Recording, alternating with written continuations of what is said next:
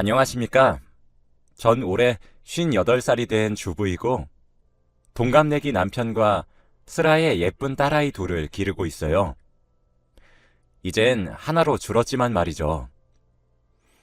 지금으로부터 3년 전 어느 여름날 저희 가족에게 청천벽력과도 같은 소식이 하나 들려오게 되었어요. 아직도 그날이 눈에 선하고 잊혀지지가 않네요.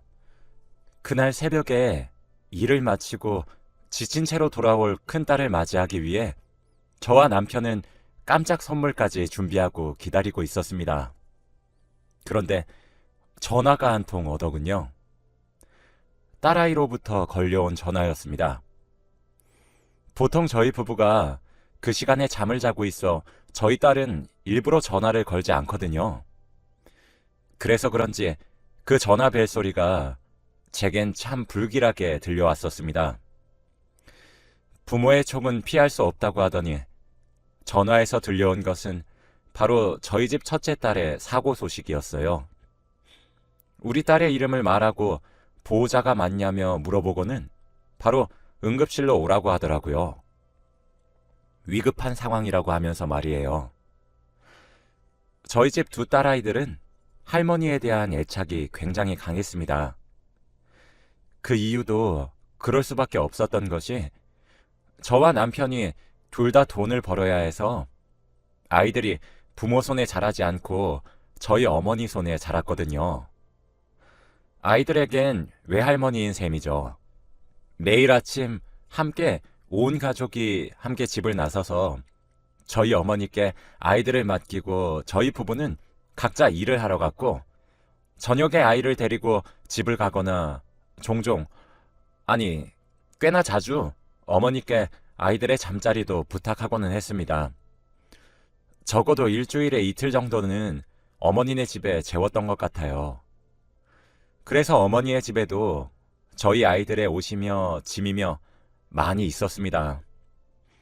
그래서 그런지 엄마와 아이들 사이에 형성되어야 할 애착관계는 할머니와 아이들 사이에 생겨버렸어요.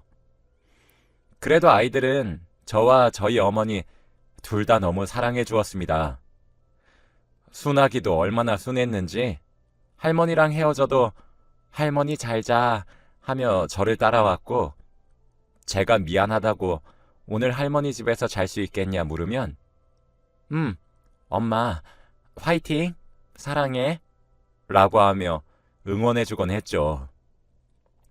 그렇게 두 딸 모두 참 잘 자라주었습니다. 때는 첫째 딸이 고등학교를 졸업하는 나이였고 둘째 딸이 중학교를 졸업하는 나이가 되었을 때였어요. 그때까지 저희 어머니가 아이들의 양육을 참 많이 도와주셨습니다. 그때쯤 되었을 때 남편의 일이 잘 풀리면서 저까지 굳이 일할 필요가 없어졌고 늦었지만 아이들에게 온 마음을 다하자 싶은 마음에 일을 그만두고 살림을 하기 시작했어요. 그때까지 어머니는 근 20년을 가까이 사시면서 옆에서 많이 도와주셨습니다. 저도 저희 어머니도 젊었던 나이부터 돈을 벌어야 해서 오붓한 시간을 보내본 적이 없었어요. 그래서 늙었지만 그때부터라도 효도나 해야겠다 다짐했었습니다. 비극은 쥐도 새도 모르게 찾아온다더니 일을 그만두고 반년도 채 되지 않아 어머니는 갑자기 찾아온 급성 심근경색으로 손도 써보지 못하고 그만 돌아가시고 말았어요. 그때 둘째 아이는 집에 없었고 첫째 아이는 늘어지게 잠을 자고 있었죠. 그래서 방에서 갑자기 심장을 부여잡고 쓰러진 줄 몰랐던 겁니다. 첫째 아이는 그 이후로 제정신이 아니었어요. 죄책감에 미친 듯이 시달렸거든요. 사실 저희 부부는 친정이든 시댁이든 어른들이 많이 없으세요. 시어머니랑 시아버지는 남편이 어렸을 적에 일찍 돌아가셔서 친척들의 집을 전전하며 정말 아등바등 살아남았고 저희 아버지는 제가 눈도 못 뜰 신생아 시절에 사고로 일찍 돌아가셨거든요. 저희 어머니께 100번, 1000번 감사해도 모자랍니다. 두 딸이 할머니를 그렇게나 따랐습니다. 그래서 그 기억 때문인진 몰라도 딸아이 둘 다 할머니란 존재를 끔찍히 여기고 있고 이 법칙은 낯선 할머니들에게도 적용됩니다. 저희 어머니가 심근경색으로 돌아가셨을 때 아이들은 장례식을 치르면서도 몇 번씩이나 혼절을 했어요. 그 이후 밖으로 놀러 갔던 아이들이 갑자기 시들시들해진 나무를 몇 봉지씩이나 사오는 그런 일들이 종종 생기기 시작했죠. 왜 그랬냐고 물어보면 할머니랑 비슷한 나이로 보이는데 오늘 날씨가 너무 추웠잖아. 그냥 우리가 이거 다 사드리면 그 할머니가 일찍 들어가실 수 있으니까 라고 큰딸이 대답했고 나도 우리 할머니 생각이 나서 그랬어 라고 작은딸이 대답했죠. 어처구니가 없어서 이거 누가 다 먹어 하다가도 관심을 많이 주지 못했음에도 불구하고 바르고 곧게 선량하게 잘 자라준 것만 같아 뿌듯하기도 했습니다. 구걸하시는 할머니들을 지나치지 못했고 추운 날 지하철에 노숙하는 할머니들을 보면 주머니를 뒤져 잔돈을 팍팍 긁어 모아 주기도 했어요. 어떤 날은 장마철이었는데 큰딸이 나갈 때는 우산을 쓰고 집을 나갔었거든요. 그런데 집으로 돌아올 때는 물에 빠진 생쥐꼴로 집으로 돌아온 겁니다. 정말 깜짝 놀라 자초지종을 물으니 빈병을 줍는 할머니가 우비를 쓰면서 줍고 있었는데 우비가 너무 낡아 안으로 비가 들어가는 게 눈으로 보이더랍니다. 그런데 큰딸은 본인 집이 여기서 가깝기도 하니 자신의 우산을 건네주고 집으로 뛰어온 거였어요. 큰딸만 그런 것도 아니었습니다. 그때는 한겨울이었는데 둘째 딸이 기관지가 조금 약한 편이라 겨울이 되면 목감기를 달고 사는 아이예요. 항상 목도리를 두르고 다녀라 잔소리를 해서 아직도 겨울이 되면 목에 손수건을 감거나 목도리를 합니다. 제가 목을 따뜻하게 하라고 잔소리를 정말 많이 했었거든요. 그런데 겨울철만 되면 둘째 딸이 밖에서 목도리를 잃어버리고 왔어요. 처음엔 정말 잃어버린 줄 알고 별말 없이 새로 사줬었는데 알고 보니 밖에서 추운 날씨에 덜덜 떨고 구걸하는 할머니들에게 둘러주고 왔다고 하더라고요. 그러면서 제게 말해요. 엄마도 알잖아. 사람이 목만 따뜻해도 체온이 오르는 거. 그렇게 덜덜 떨고 있는데 난 별로 안 추워서 그래서 준 거야. 하더라고요. 두 딸은 그렇게 착하고 바르게 자랐습니다. 항상 봉사를 했고 어른들에게 친절을 베풀어 동네 사람들에게 칭찬도 많이 받았고 제 자랑들이었습니다. 그리고 그 정도로 제 할머니를 특히나 아껴 썼던 아이들이에요. 특히 둘째보다 첫째가 함께한 시간이 더 길어 더 애틋하고 죄책감까지 느껴왔기 때문에 더욱 약합니다. 아마 그날도 그래서였을 겁니다. 큰딸은 자신의 꿈은 구급대원이 되고 싶다고 말을 하던 아이였어요. 아이가 그런 꿈을 가지게 된 이유도 돌아가신 저희 어머니 때문이었거든요. 큰딸은 아직도 그날의 죄책감을 많이 가지고 있습니다. 자신이 그날 잠에 들지 않았다면 응급처치를 할 수 있었다면 하는 그런 생각이요. 그래서 미래의 훌륭한 구급대원이 되어서 적어도 자신의 할머니처럼 죽음의 위기에 처한 사람들 중 몇 명이라도 살리겠다며 최대한 많은 사람들을 살리고 싶다는 포부를 가지고 있는 아이였어요. 그리고 또 하나의 꿈이 있었습니다. 20대가 되고 자신이 번 돈을 사용해 유럽으로 여행을 길게 갔다 오는 것이었죠. 그래서 큰딸은 패스트푸드점에서 야간으로 아르바이트를 하고 있었습니다. 저녁 7시 정도부터 새벽 3시 정도까지 일을 했어요. 그날도 다른 날들과 다를 바 없이 열심히 일을 했을 거예요. 그리고 퇴근을 하고 집으로 돌아오는 길이었을 겁니다. 전 그날에 일어났었던 사고 당시의 영상을 보게 되었습니다. 영상 속에서는 어떤 할머니께서 폐지를 주우시고 계셨더군요. 제 딸들은 매사가 그랬어요. 그런 어르신들을 쉽게 지나치지 못하는 성정을 가지고 있었죠. 그래서 그런지 그날도 큰딸은 그 할머니를 보자마자 바로 뛰어가서 폐지가 담긴 수레의 앞부분을 자신이 끌고 뒷부분은 할머니가 밀고 그러더군요. 그렇게 언덕으로 올라 골목길을 벗어나려던 그때 갑자기 어느 트럭이 한 대 갑작스럽게 나타났고 곧이어 끔찍한 사고가 일어나게 되었습니다. 큰 딸의 몸은 정말 종이장처럼 휙 날아올라 다시 땅속으로 처박혔어요. 할머니는 놀란 심장을 부여잡으며 제 딸에게 다가왔고 자동차 주인은 다급히 어디론가 연락을 하더라고요. 아마 119였던 것 같습니다. 그렇게 딸은 응급실로 실려왔지만 결국 뇌사 판정을 받게 되었어요. 침대 위에서 축 처진 채로 미동 하나 없이 누워있는 자식을 바라볼 수밖에 없었던 부모의 심정은 겪어보지 않은 사람이 아닌 이상 제대로 이해하지 못할 거라고 저는 장담합니다. 그 광경을 저는 참아보지 못하겠더라고요. 제발 살아만 있어달라 그렇게 빌었는데 살아있지도 죽지도 않은 상태가 되어버렸잖아요. 솔직히 트럭 기사가 너무 미웠고 폐지 수레를 끄는 할머니도 미웠습니다. 할머니만 돕지 않았더라면, 트럭이 과속을 하지 않았더라면, 하물며 주위를 잘 살피기라도 했다면 상황은 달라졌을 테니까요. 왜 하필 우리 딸이냐 하고 원망도 했어요.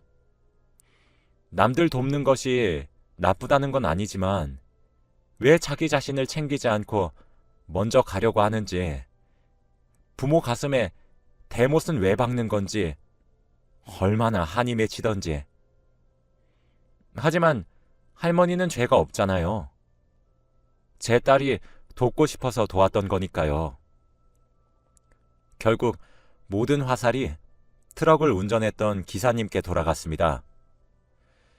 기사님은 죄송하다며 울면서 저희 가족에게 사죄를 하셨어요. 기사님과 합의하진 않았어요. 사고 조사 결과 트럭의 과속이 원인이었던 사실이 밝혀졌거든요. 늦은 시간이기도 했고 사람이 잘 다니지 않는다 치더라도 그렇게 운전을 험악하게 하는 사람은 없어져야 된다고 생각했거든요. 그리고 저희는 몰랐는데 딸아이는 할머니가 돌아가셨을 적에 할머니를 떠나보내며 장기기증 서약을 했더라고요. 저는 억장이 무너지는 줄 알았습니다. 딸아이가 뇌사 판정을 받은 것도 믿기지가 않았는데 엄마였던 저로서는 장기기증까지 동의할 수 없었습니다. 저희 딸아이가 왜 죽어서까지도 남들에게 희생을 해야 하는지, 그리고 장기기증을 하면 정육점에서 고기 다루듯 눈도 꺼내고 장기도 꺼내고 그런다는데 남들에게 배려만 하고 살다간 딸아이가 왜 죽어서까지 그런 취급을 당해야만 하는지 납득도 되지 않았고 이해하고 싶지도 않았습니다. 그리고 무엇보다 뇌사자라고 해도 숨은 쉬고 살아있잖아요. 장기기증이란 것을 알고 보니 뇌사자가 그 과정을 통해 숨이 끊어지는 거라고 하더라고요. 어떻게 엄마가 된 사람이 자기 자식 숨통을 끊으란 말에 동의할 수 있겠나요? 그런데 둘째 딸이 그렇게 울부짖고 있는 제 손을 잡으며 말하더라고요. 언니가 원하는 거였다고. 그게 맞는 거라고요. 제 남편도 저를 안아주며 말을 했습니다. 이러는 게 우리 딸다운 것 아니겠냐고. 딸의 유지를 존중해 주자고. 그게 바로 딸이 원하는 거라고 말이에요. 병원에서도 제가 걱정하는 것처럼 딸아이의 몸을 절대 함부로 다루지 않을 것이고 숭고한 배려와 희생으로 생각하겠다 말씀하시더군요. 그렇게 우리 딸은 결국 생전 자신이 했었던 생각대로 장기를 기증하였고 그렇게 총 6명에게 새로운 삶을 선물해주고는 하늘의 별이 되었습니다. 그쯤 되니 하늘이 원망스러워지더라고요. 제가 사랑하는 사람을 죄다 데려가는 기분이 들었거든요. 우리 부모님도 모자라 자식까지 데려가나 싶었습니다. 딸아이의 장례식도 사실 무슨 정신으로 치렀는지 기억이 잘 나지 않아요. 원래 부모의 상을 치르는 것보다 자식의 상을 치르는 것이 더 지옥 같다고 얘기하잖아요. 저와 남편은 상주도 제대로 서지 못했습니다. 장례식 내내 넋이 나가 있었던 것 같아요. 하나 남은 둘째 딸이 모든 것을 정리해야 했습니다. 그 어린 나이에 말이죠. 지금 생각해도 참 미안하네요. 저와 남편은 그 이후로도 한참의 시간 동안 눈물로 나를 지새우고 슬픈 나날들을 보냈습니다. 사실 저희 집에는 새 자전거가 하나 있어요. 꽤 비싼 돈을 주고 구입했죠. 그 자전거를 산 이유는 이젠 볼 수 없는 큰딸을 위해 저희 부부가 돈을 모아 산 선물이었습니다. 큰딸은 매번 알바를 끝나고 돌아오는 길이 골목길이라 무섭기도 하고 하루 종일 서서 일을 하다가 오는 건데 자전거 사주면 자기가 빨리 집에 돌아오지 않겠냐고 하면서 조르고는 했어요. 저희 집 사정이 그리 여유롭진 않아 저희도 생활비를 쪼개 돈을 모아야 했지요. 첫째 딸이 사고를 당했던 그날 저희 부부는 큰딸의 귀가를 기다리고 있었습니다. 잠을 자지 않고 말이에요. 왜냐하면 그날이 바로 저희가 큰딸을 위해 자전거를 새로 장만했던 날이기 때문이거든요. 자전거를 하루라도 빨리 선물해 주었음 사고가 나지 않았을까요? 남편과 저는 자전거가 세워져 있는 베란다를 볼 때마다 눈물을 지었습니다. 사실 그때 남겨진 딸아이를 제대로 챙겨주지 못했던 것은 조금 후회가 되네요. 그래도 둘째 딸은 씩씩하게 혼자 이겨내 주었던 것 같아요. 사실 우리보다 대견해요. 나이 터울은 3살 정도 났지만 쌍둥이처럼 자라왔던 자매였기 때문에 자신의 반쪽을 잃어버린 듯한 느낌이 들었을 텐데 오늘은 저희 딸이 숨을 거둔 지 꼭 3년이 되는 날입니다. 3년의 시간을 보내면서 저도 남편도 그날의 슬픔을 완벽히 잊지는 못했지만 이젠 앞으로의 나날을 보내며 살 수 있을 정도로 슬픔을 극복하긴 했어요. 둘째 딸 덕분이기도 합니다. 둘째 딸은 그 이후로 열심히 공부를 하기 시작했어요. 자신의 전공과 다른 곳으로 대학 편입을 하면서 말이죠. 저희 둘째 딸의 직업이 무엇인지 아시나요? 바로 첫째 딸이 되고 싶어 했던 구급대원이 되었습니다. 사실 저희 부부는 둘째 딸도 슬프겠지만 부모만큼 슬프겠나 하는 생각을 가지고 있었어요. 그런데 우리 둘째 딸은 자신만의 방법으로 자신의 언니를 기리고 있었더라고요. 둘째 딸이 언니의 꿈이었던 구급대원이 된 이유는 간단했습니다. 자신도 언니의 숭고한 희생정신을 담고 싶고 언니가 못다 이룬 꿈을 자신이 대신 이뤄주고 싶다는 이유뿐이었어요. 둘째 딸의 원래 꿈은 소방관이었거든요. 그래서 첫째와 둘째가 동생인 너는 불을 꺼서 사람을 구해내면 언니인 내가 응급처치도 잘하고 병원으로 재빠르게 이송해서 꼭 살려낼게. 우리 같은 곳에서 근무하면 정말 좋겠다. 우린 정말 내노라하는 파트너가 될지도 몰라. 하며 종종 말하곤 했었습니다. 불을 끄는 꿈을 포기한 이유는 저희 때문이었어요. 둘째가 그러더군요. 언니를 잃어버렸을 때 저와 남편이 울부짖고 힘들어했던 모습이 너무 보기가 힘들었다고 말이죠. 그리고 생각했답니다. 소방관 중에서도 구조 분야는 항상 두 사람을 구해야 한대요. 한 사람은 구조를 요청한 사람이고 또 다른 한 사람은 바로 자기 자신이죠. 그리고 제 어머니이자 딸아이의 할머니도 언니도 잃은 저와 남편을 봤을 때 자신도 남들에게 희생하다 죽게 되면 저희 부부를 죽어서도 볼낯이 없을 것 같았답니다. 자기를 언니처럼 잃게 하고 싶지도 않았다고 해요. 그래서 언니의 꿈이자 사람을 살릴 수 있는 소방관 중에서도 구급대원이 되기로 마음을 먹었었다고 합니다. 저희 집 베란다에 3년째 방치되고 있었던 저희 남편의 눈물 버튼인 자전거는 이제 우리 둘째 딸이 교대 근무를 하면서 그 자전거를 타고 다니고 있습니다. 며칠 전 둘째 딸이 그러더라고요. 심정지 환자를 자신의 손으로 심폐소생술을 해서 살려냈다고 말이에요. 돌아가신 할머니가 너무 생각났다고 합니다. 그때 자신이 이걸 배웠으면 달라졌겠지 하며 아쉬움을 표현하고 할머니를 그리워하다가도 자기 손으로 죽었던 심장이 다시 뛰어서 살게 되는 걸 목격했을 때 얼마나 짜릿하고 뿌듯했는지 아냐며 자랑스러워하는 표정을 지으면서 제게 조잘조잘 말을 하는데 참 기특하면서도 만감이 교차하는 기분이 들더라고요.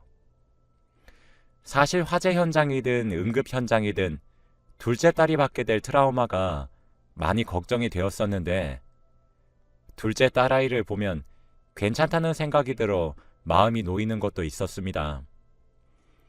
큰딸을 잃어버리고 항상 둘째 딸에게 입에 침이 마르도록 말을 했어요.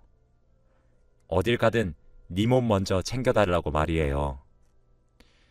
이기적인 발언이라고 들리실진 모르겠지만 전 세상 그 누구보다 남겨진 우리 딸이 제일 소중하거든요. 그럴 때마다 당연하지. 엄마, 나 믿고 있지? 라며 환하게 딸이 웃어주었습니다.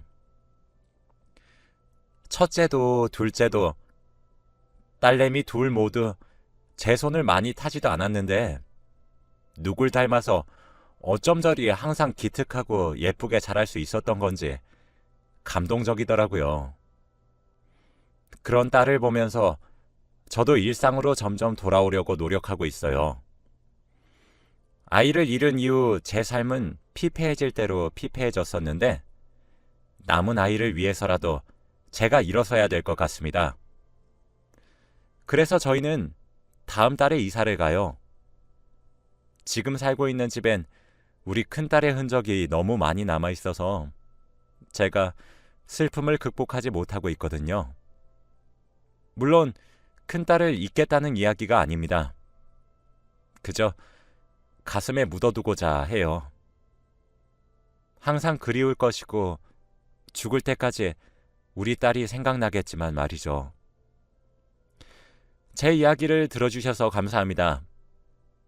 익명으로 이렇게 넋두리를 하고 나니 가슴이 한결 가벼워지는 것 같아요. 오늘도 다들 행복한 하루